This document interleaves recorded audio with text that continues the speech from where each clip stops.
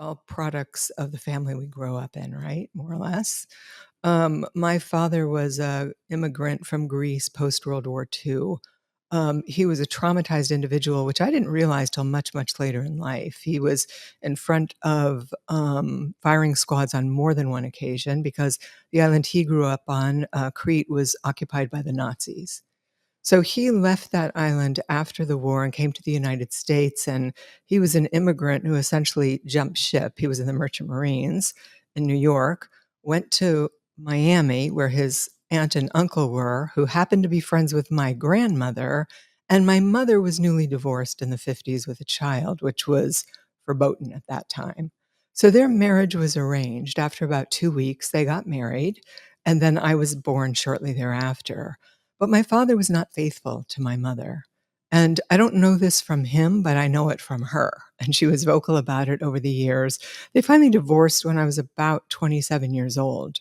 And so I didn't have a role model for what it meant to be monogamous, healthy sexually over time. And it was curious to me because in my 20s, I was going to Mykonos, I was partying, I was having a lot of sex with a lot of different people, which is what people sometimes do in their 20s. But by the time I was 30, I didn't have any kind of roadmap for what was healthy sexually for me. And it was about that time when I went to graduate school and I got very interested in this question. What makes for a long-term monogamous erotic relationship? That has been my quest or the question that I've been tracking for my 25-year career. And that's how I ended up in the seat that I'm in, working with people that are sexually addicted, compulsive, have issues with desire, dysfunction, all of it. I'm curious to know, what was your relationship like with your father when you found out that he wasn't faithful with your mom?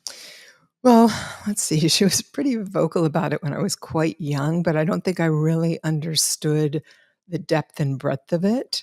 Um, and I loved him deeply. He was quite warm. He was, I just loved him. And I had a good relationship with him because he was handsome and gregarious and the life of the party.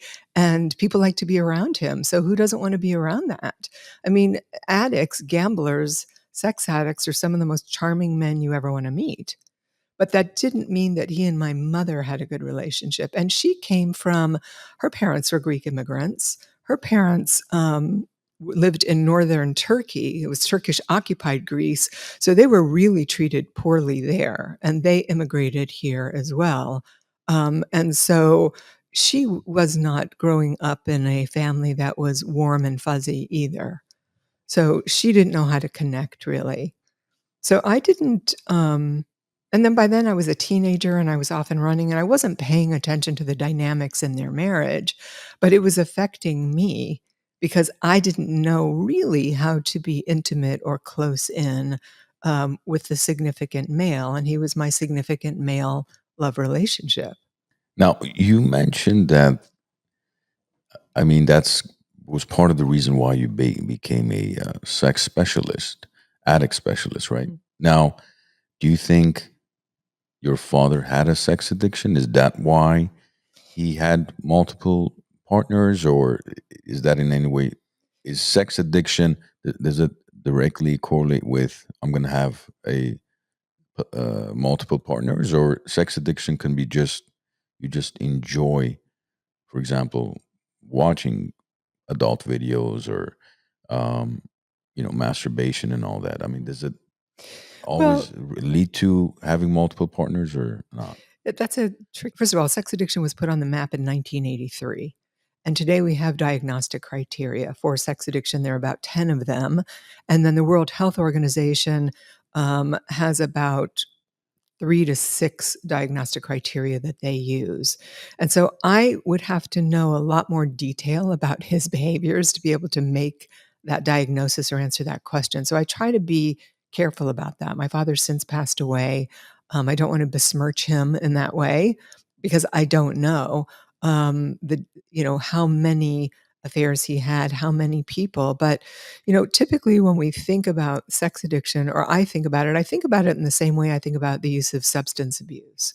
where somebody is in a lot of pain and they can't access that pain, and vulnerability is not available to them or difficult.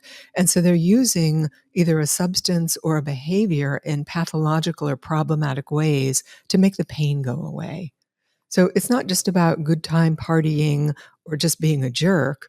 It's generally driven by feelings that cannot be felt, that have not come to the surface.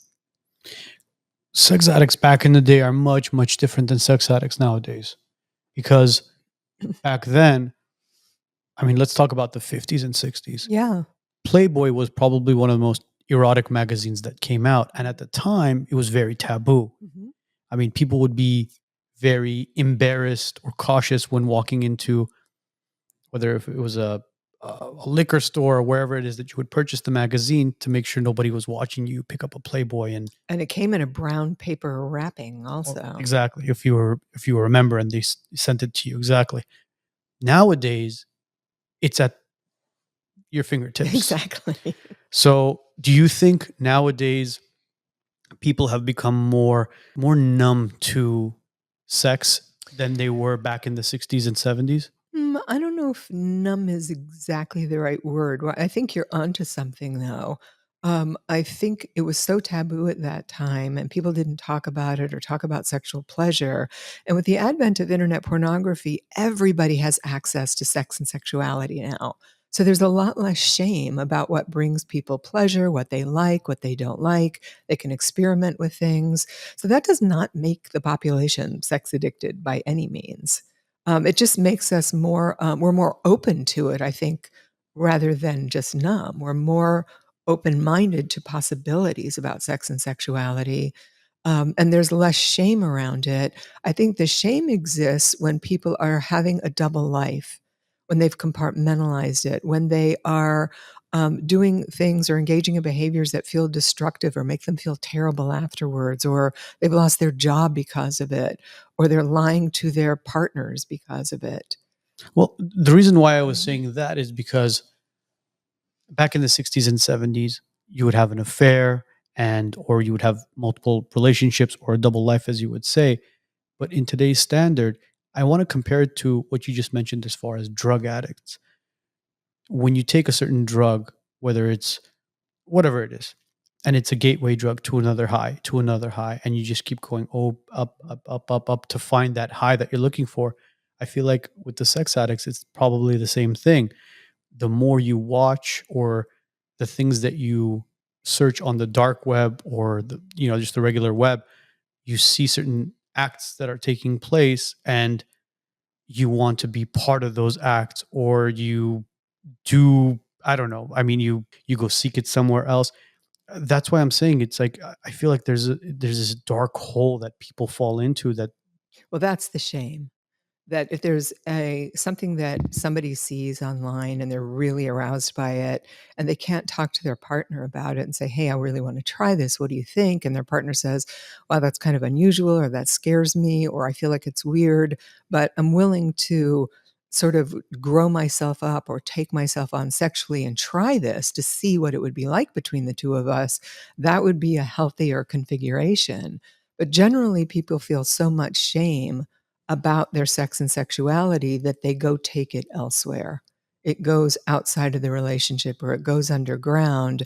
The other thing you were pointing to was something that's sort of arguable about tolerance.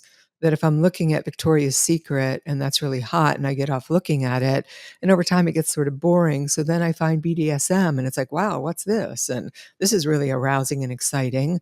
And then after a while, that gets boring. And then the next thing I know, I'm looking at images, underage images, and I'm getting arrested for child porn. And that happens to people all the time.